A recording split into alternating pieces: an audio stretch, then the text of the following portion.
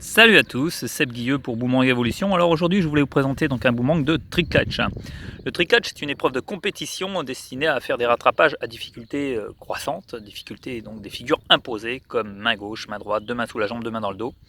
Il y a une dizaine de figures et ensuite on lance deux boomerangs en même temps. Donc il faut un boomerang particulièrement approprié pour ce genre d'épreuve et moi j'utilise ce genre de forme. Alors c'est la forme basique du trifly, hein, j'ai rien inventé, sauf que j'ai un petit peu rétréci voilà, au niveau du centre pour faciliter le rattrapage. Et comme vous pouvez le voir, donc il y a pas mal de trous en bout de pale pour freiner le boomerang en fin de vol, de façon à ce qu'il se stabilise, ainsi qu'une petite élastique. Voilà, donc c'est de la chambre à air. Une élastique normale, ça finirait par lâcher. Donc la chambre à air, c'est vraiment pas mal. J'ai fait une petite déco sympa. Alors le matériau c'est quoi? C'est un matériau tout bête, c'est du PVC.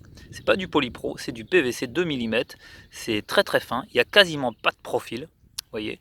Et on va travailler sur le tuning, sur le twist, voilà, toutes les incidences, les dièdres, etc. Donc qu'est-ce qu'on fait? On va donner du dièdre positif principalement, et puis un petit peu d'incidence, voilà, d'incidence, pas facile parce que dans le sens inverse des aiguilles d'une montre, on va vriller la pale. D'accord? En gros, comme ça. Hop, hop, hop. Voilà, d'accord? Voilà, moi je vous le réglerai, mais c'est quand même assez important d'avoir quelques notions de réglage quand on lance ce boomerang. Alors, c'est pas un geste traditionnel, on va pas le lancer dans le prolongement du bras vers l'horizon, non, on va viser plutôt à peu près à 45 degrés facile vers le ciel, hein, de façon à ce qu'il prenne correctement sa courbe. Et puis voilà, si vous lancez normalement comme un boomerang de vitesse, par exemple vraiment très très bas, il va pas voler correctement.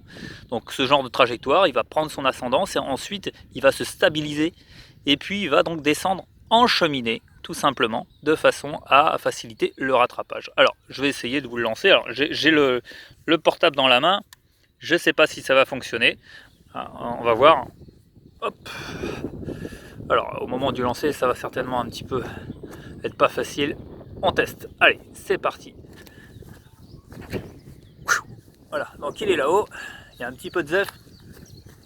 Alors, je vais peut-être pouvoir. Voilà. Le voilà. Hop. Voilà, bon, j'ai raté forcément.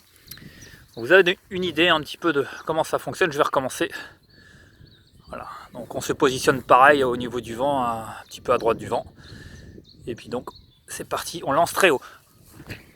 Voilà, ça fait des bruits sympas en plus avec les trous. Parce que vous allez le voir, le voici, il arrive vraiment au-dessus de nous. Et hop, voilà. Choc. Avec le téléphone, c'est pas évident. Allez, je vous en fais un petit dernier. Donc à vous de rajouter des élastiques si vous le voulez. Ça vous donne une idée, ça vous donne une base. Ça vous donne une base un petit peu. Hop, voilà, je l'ai eu. Et ensuite, à vous de vous entraîner sur les catchs. Donc vous les trouverez sur internet. Je vais essayer de vous le mettre sur le descriptif. Ok, surtout lancer très haut. D'accord? En gros, voilà, un boomerang traditionnel, on va le lancer quasiment ici. Là, nous, on va plutôt s'incliner et le lancer vraiment très haut. D'accord? Vous avez des trous ici en bout de pale. Calez votre index dans le plus gros trou ici, là. J'ai fait ça pour ça. Moi, je fais ça pour mes boomerangs. Vous voyez, pour que ça pivote bien. Ok? Allez, je vous dis à très bientôt.